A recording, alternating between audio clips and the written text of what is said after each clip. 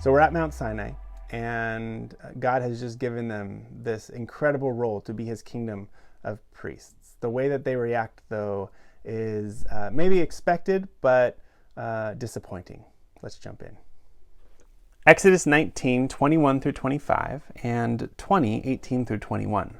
The Lord said to Moses, "Go down and warn the people not to break through or try to see the Lord, or many of them will fall dead.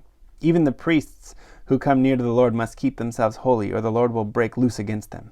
Moses said to the Lord, "The people aren't allowed to come up on Mount Sinai because you warned us and said, 'Set up a fence around the mountain to keep it holy.'" The Lord said to him, "Go down and bring Aaron back up with you. But the priests and the people must not break through or come up to the Lord. Otherwise the Lord will break loose against them." So Moses went down to the people and told them.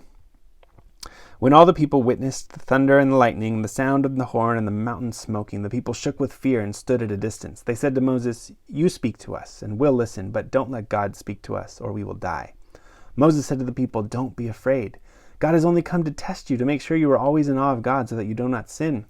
The people stood at a distance while Moses approached the thick darkness in which God was present. So this is jumping back from last week. We looked at the beginning of chapter 19, where God gives Israel that incredible mandate to be a kingdom of priests, to be mediators. They were supposed to be the vessels, the mediators of God to the world, right? As a nation, the whole world was supposed to get to know this God in relationship with God because of Israel's mediation. Now, here we see kind of the next turn, the downward spiral right after that. So God is calling them. He says, "I'm going to come down to this mountain." All of Israel is supposed to be camped out at the base. And what I find kind of, maybe, I wonder if it's supposed to be amusing or at least it's pretty reflective here. But God sets out clear boundaries. This is, okay, the people should not come to the mountain. Set up a boundary line. Make sure they don't come in, because the very presence of God is going to be on this mountain. And if they come too close, they're going to die. Okay. Moses' response to me sounds like, "God, we know that. Yeah, no one wants to get any closer. We're all kind of afraid. The people aren't allowed to come up to Mount Sinai. You warned us. You already told us this, God." But why, as I'm just kind of thinking about it, why is God making such a big deal to warn them over and over again? He says, okay, make sure nobody comes near, or else the Lord might break loose against them. And then again, he repeats himself, make sure nobody comes near. I almost wonder if it's a little bit, the flip side is, I think the picture that I'm getting here is that, in essence, the people should want to come near, right? I think God is expecting them that they should desire this nearness. If the presence of God is on the mountain, that's where I want to be. And at this place, at this moment in Israel, in the story of God, God has to set up the boundary line, but the desire should be there to become near, to be near to God, to be in his presence. If this is where God's presence is, that's where I want to be. God kind of, it seems like he wishes that the people had this mentality that they were clamoring at the gates, wanting to come in, but knowing that they can't come any further. It doesn't seem that that's actually what they're thinking. They're like, no, I'm going to go further and further away. Thanks, God. That's not a temptation for me right now. Moses is like, God, that nobody wants to do that. They're all afraid. But God kind of wishes that they did want to, if that makes sense.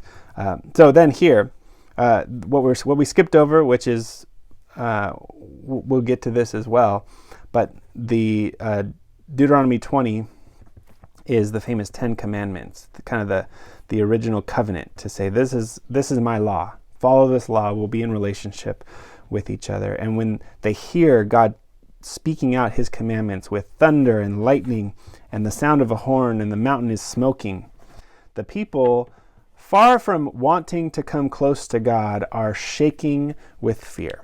God wishes that they wanted to come close to him so that the barriers would actually matter. The people aren't even close to wanting that. They are standing at a distance. And there's this repeated thing. They stand at a distance. They stand at a distance. And so they come to Moses and say, Moses, we don't want to have to deal with that ever again. You speak to us. Don't let God speak to us ever again, because that was too terrifying. God said, you're supposed to be my kingdom of priests. right? You're supposed to be my priests, which means maybe right now it's a little scary. Right now you can't break through the barrier, but you're supposed to be in my presence. If they really are becoming a kingdom of priests, they're going to need to be in the presence of God, mediating that presence to the rest of the world. What Moses is doing now for the people, they are supposed to do, but right here, they fail. This is a sad moment for Israel. They were given this high priestly call, and they say, Moses, that's not for us. You speak to us, or we will perish. Moses tries to come back around and says, hey, don't be afraid. God's just coming to test you. But he wants you to grow into this. And they kind of say no. They put the hand up and say, no, that's not for us. And so right out of the gates, this original mandate to be God's kingdom of priests seems to fail before it even starts. It doesn't seem that this people can ever become priests if they're too afraid to ever even want to be in God's presence. Yes, there's some barriers, and there needs to be some way over this barrier. There needs to be a way for the people to come into God's presence without fear of death, for sure.